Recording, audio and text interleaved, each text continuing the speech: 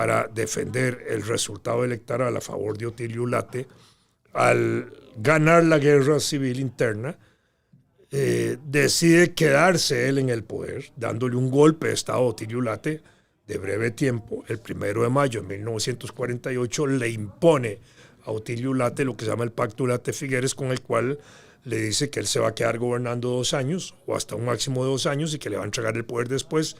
Y en ese momento él declara la Segunda República a partir del 8 de mayo de 1948. Y él lo dice así, sí, la Segunda República. Declaran la fundación de la Segunda República. Ya él venía hablando de eso porque consideraba que ese primer periodo de la apenas le quedó. Ese primer periodo de la República, en esa etapa final de 1940-1948, con los gobiernos de Calderón Guardia y de Teodoro Picado, los principios, los fundamentos filosóficos, la vida republicana se había traicionado, digámoslo así, porque se había convertido en una república corrupta, nepotista, en fin, eran elementos donde había fraude electoral, etcétera, y en ese sentido él cree, Figueres, que en ese tanto la república había muerto ahí.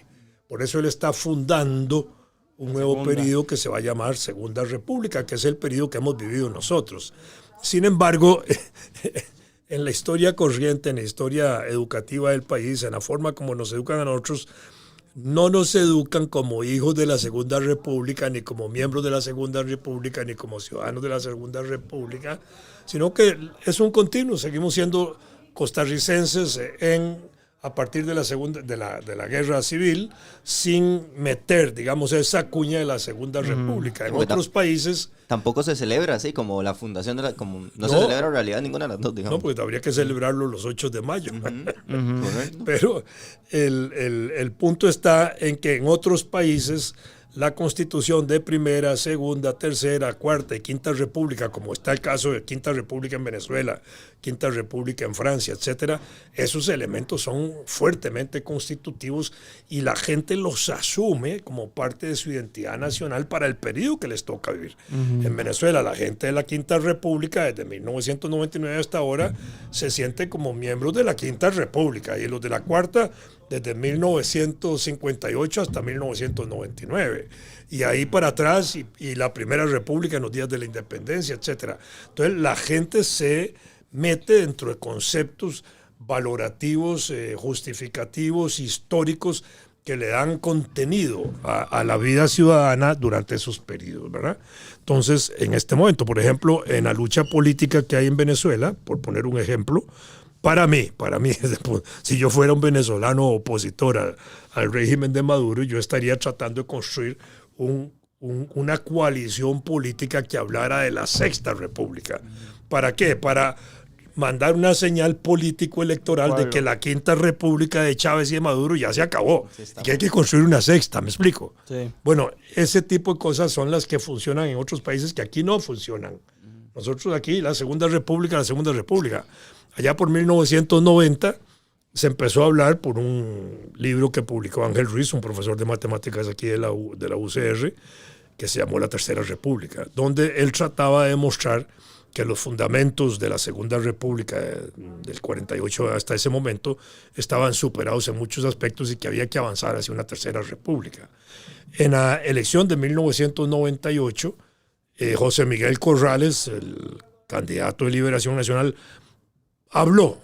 No fue un discurso de partido, no fue un discurso de campaña, no fue un discurso fundacional, pero habló de impulsar una Tercera República, ¿verdad? Y por supuesto perdió José Miguel y perdió esa tesis, que no se volvió a alborotar ni mucho menos.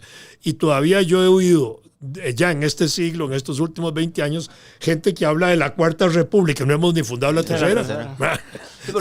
Entonces hay como confusiones en torno a lo que son los conceptos de república, de periodo republicano, y a qué responde, porque si de veras quisiéramos decir que la Segunda República de Figueres quedó ya superada, digámoslo, estudiémoslo, analicémoslo, planteémoslo y hagamos un proyecto político para fundar una Tercera República y le damos una filosofía hacia el futuro. También viendo ese lapso, fueron 100 años. Ya ahorita... Déjeme decirlo de esta manera, más provocativamente. Vamos a poner una provocación. El presidente actual, Chávez, con todas sus tonterías y con todo lo que hace, ¿verdad? Pudo haber señalado que él iba a fundar la Tercera República. Y entonces se mete de cabeza en ese momento, 1 de mayo del año 2022, ¿verdad? O el 8 de mayo, cuando él asume la presidencia, a decir que va a convocar una asamblea constituyente. Lo pudo haber hecho en ese momento. Ya en este año estaríamos en asamblea constituyente, tal vez, si hubiera tenido la fuerza para hacerlo. Con la fuerza de triunfo electoral, tal vez hubiera podido hacerlo. Y entonces se mete él con esas ideas y propicia un movimiento político para impulsar una tercera república que proyecte, digamos, por 50, 70 años más, como es la actual. Y eso hubiera sido una jugada majestuosa del actual presidente, que no lo hizo y perdió oportunidad. Y en este momento ya ni siquiera estaríamos en una tercera república, sino que con Chávez quizás vamos para una república de tercera. Es que yo siento que cae mucho en la sensación de hay que proponer una constituyente. Y ya el solo hecho de proponer una constituyente, que aquí sí se ha hablado, digamos, aquí se habla a cada momento, porque bueno, tenemos la constitución más rígida que puede haber. No es rígida, es flexible. Sí. Vamos a ver, constitución rígida es aquella que casi no se puede reformar. Constitución flexible es aquella que se le pueden introducir reformas. La actual constitución política de 1949 tiene, si no me acuerdo, 60 o 62 reformas ya hechas. Son muchas. Y hay cerca de 60 proyectos para hacer nuevas reformas. Entonces, cuando usted tiene una constitución amenazada de 162 reformas, mejor hacer una nueva. Sí, porque el costo de hacer esas reformas. Y digo yo, porque sí, claro, y porque el proceso, que también se nos puede decir por ahí un poquito, porque el proceso no es sencillo para una modificación, digamos, porque, por ejemplo, el ejemplo más cercano que recuerdo es la modificación del artículo 1, que se le agregó unas palabras que decía libre, soberana, independiente, y se le agregó multicultural y pluricultural. Sí. Eso llevó bastante tiempo. Entonces, ese proceso tampoco es sencillo y comerse esa bronca. Efectivamente no es sencillo. ¿Por qué? Porque la Asamblea Constituyente de 1949, al redactar la Constitución Política actual, dio la posibilidad de que la Asamblea Legislativa pueda hacer reformas constitucionales. Eso es lo que se llama en derecho constitucional un poder constituyente derivado. Poder constituyente original es el que origina, el que hace surgir una nueva constitución. Poder constituyente derivado es aquel que puede modificar la Constitución. ¿Quién tiene la facultad de hacerlo? La Asamblea Legislativa, por disposición de la Asamblea Constituyente. Entonces, la Asamblea Legislativa actualmente le dedica todos los miércoles 1 hora, creo que es, al trámite de reformas constitucionales. Por eso es que es lento. Porque solo tienen 1 hora a la semana para hacer eso. Y en ese momento en que la Asamblea Legislativa asume, digamos, la posibilidad de reformar Constitución, se convierte tácitamente en un poder constituyente derivado, analizando las posibilidades de modificar la Constitución. Entonces eso lleva su trámite. Pero como es una modificación a la Constitución, también tiene un equilibrio de serenidad mental, digámoslo así, o política, que es que lleva una discusión el proyecto para modificar la Constitución, se aprueba